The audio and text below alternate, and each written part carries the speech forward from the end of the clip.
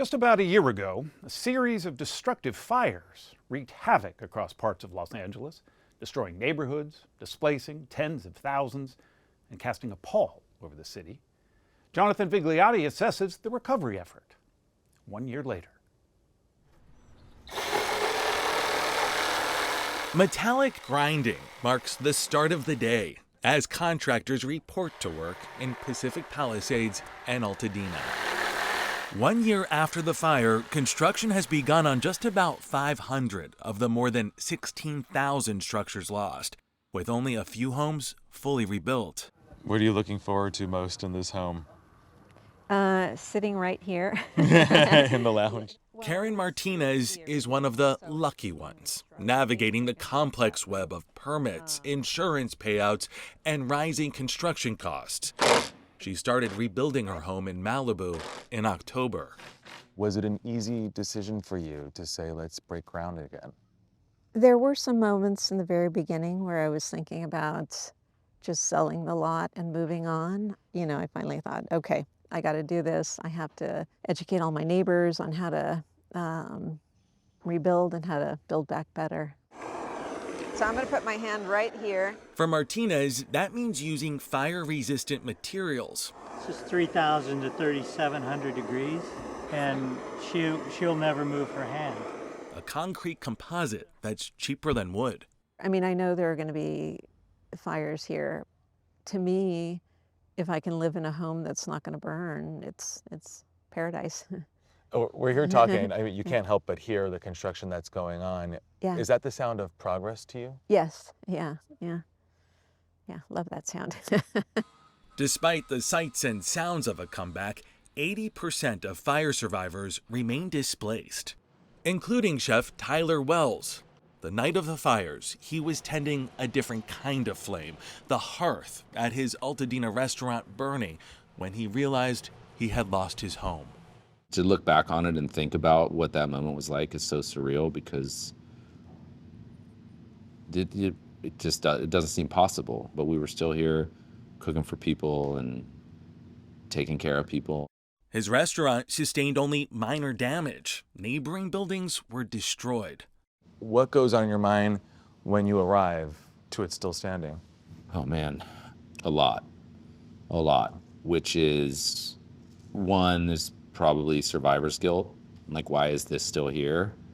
And then truthfully, like, what do I do with a restaurant in the middle of a disaster zone? This was a neighborhood restaurant, it always has been, and now there's no neighborhood. No neighborhood, but after months of contemplation, he reopened the restaurant, mainly to give his employees a job. He renamed it Betsy after his late mother. And business has been so good, he's now building a second restaurant next door. What about you? Do you move back to a rebuilt home? No, Why not? Well, the home I was in was a rental, and so that is pretty simple math. But this is my home, and it doesn't matter where I lay my head. I'm here all day.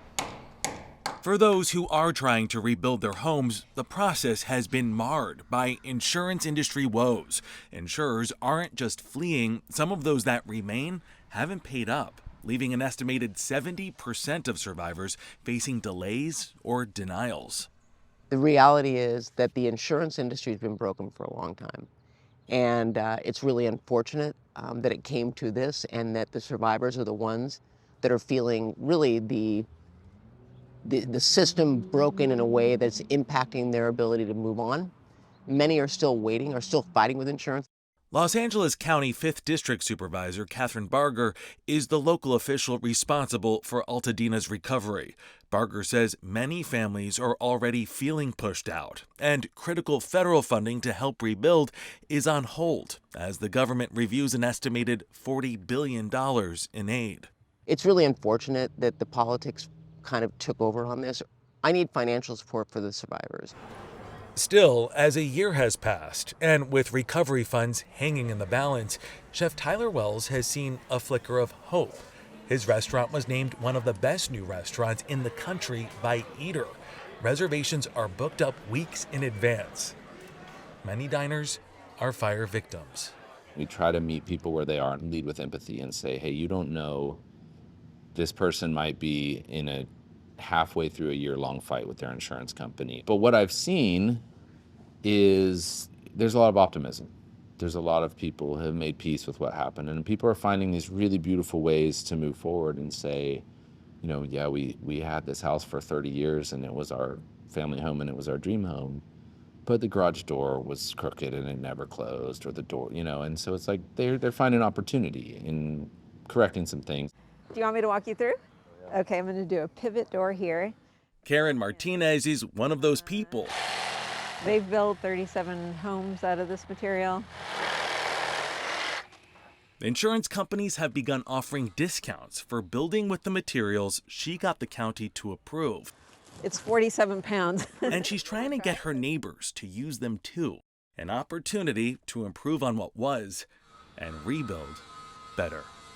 You helped get this material recognized by the county. Yeah. You are now helping make rebuilding safer Yeah, and also quicker through the permitting process. yeah, exactly. That's got to feel good. It does. I mean, it does, but there's a part of me that wishes so many more people would jump on board with, you know, using non-combustible materials. And before it's too late. Right, exactly. Yeah, because we will get more fires, you know. It's just a matter of time.